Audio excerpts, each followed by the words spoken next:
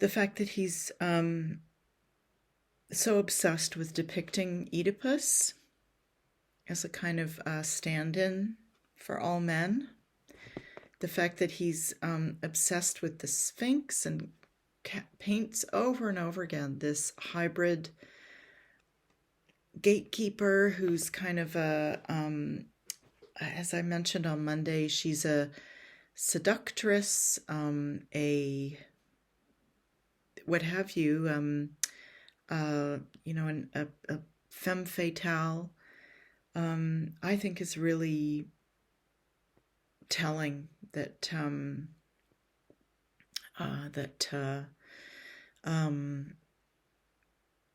that those two figures become kind of the most important protagonists for Parisian audiences. Remember, we're quite a long way from something like Courbet's Stonebreakers, and the depictions of the of the working class and that kind of stuff, or indeed the depictions of remember Manet's Olympia, Moreau's paintings of Oedipus and the Sphinx are really quite a different kettle of fish, and there's a lot more mystery. There's no interest in painting everyday scenes, the realities, the sufferings of the working class and the proletariat. This is all about escapism and mystery. And the works now that we're looking at. Let's see who else we're going to talk about the Mona Lisa actually on Monday, which is super exciting. And we're going into works by Klimt the following week. Anyways, they're super, they're intentionally obscure. They're not trying to be direct and clear and communicative. They're trying to put up barriers. They're trying to embrace some kind of mystery. And so that's the direction that we're heading in with symbolism. And above all, this book by Charles Baudelaire, who, same author that wrote about the painter of modern life. And remember that essay about, the importance of depicting prostitutes and women as prostitutes and all that. He also authored a book of poetry called The Flowers of Evil. He authored it pretty early in our time period. It's from 1857, I think. And it is a quite a roller coaster ride. There are, it's quite an astonishing collection of poems that are really, really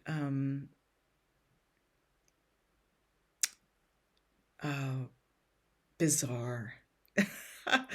I hope you get a chance to, if you can get a chance to, it's very easy to find them on anywhere on the internet, and I know the McLaughlin Library has several copies.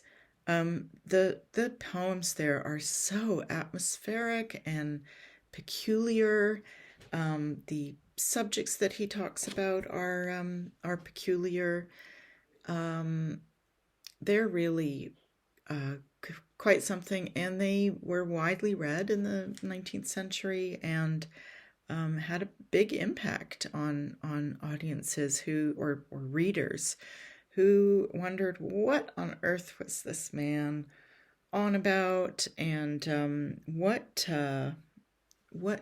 could this possibly, why were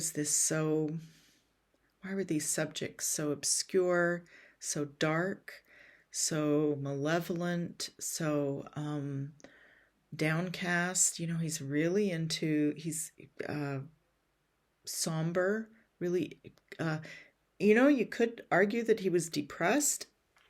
He certainly embraces his depression. And they are really astonishing, I think. Anyways, they are absolutely quintessentially symbolist because they are, and that's what he's doing, is mining his subconscious and looking for, anything that might open up the trauma in us, that might mine our psyche and allow some release. Yeah, we will touch upon the poems of Charles Baudelaire on Friday, in addition to having a couple of presentations about Gustav Moreau and Freud. Yeah. So one, I think I'm going to wrap up soon, but one last comment that I think you remember, I spoke quite a bit about the Sphinx on Monday, and I had a thought that might be fun for some of you. I'm not going to quite do a field trip about this, but I suddenly thought about a wonderful example of a very similar hybrid that we have here on Guelph campus, that kind of connects a little bit with the Sphinx. It's not quite as sexual in nature, not quite as almost as malevolent, and that's our beautiful sculpture of the griffin by, I think the artist group is called Fast Worms. Might be interesting for some of you too. If you haven't gone and visited the griffin, I absolutely encourage you to. I think it's such a lovely sculpture, and it really ties in nicely. I mean, obviously it's here in Canada. It's a piece of contemporary art, but it reminds us that there were so many other so many similar hybrids, including griffins, Sphingen, werewolves, half ape, half humans. They really were, this was not a phenomenon that was started with Harry Potter. Those subjects abound in the late 19th century, in all of the horror stories, all these transformations and beasts that are, an amalgamation of different animals. And like I said, the griffin on the southern end of our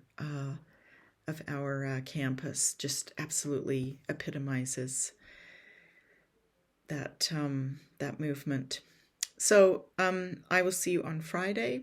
Have a great day, and we'll see you Friday. All right, bye-bye.